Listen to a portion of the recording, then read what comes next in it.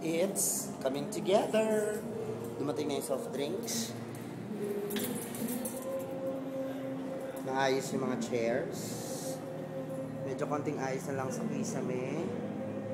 Yung mga ilaw na tapos linis-linis. Maanda na yung ref. Kailangan na lang ng partition dito.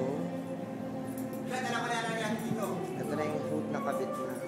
Epoxy. Talagyan na lang dyan. Epoxy. Tapos yung gas.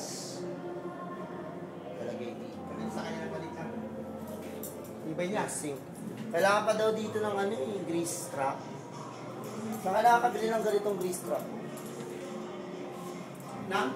Yung grease strap? Grease strap. May strap?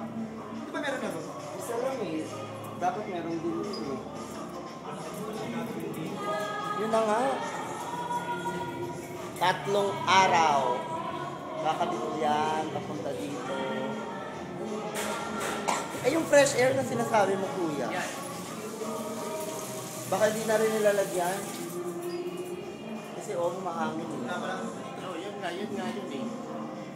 Pumapasok dito no. Kailangan may blower tape para uling siya dyan, ibabagsak. Alam mo kung bakit dito nakalagay itong dalawang to?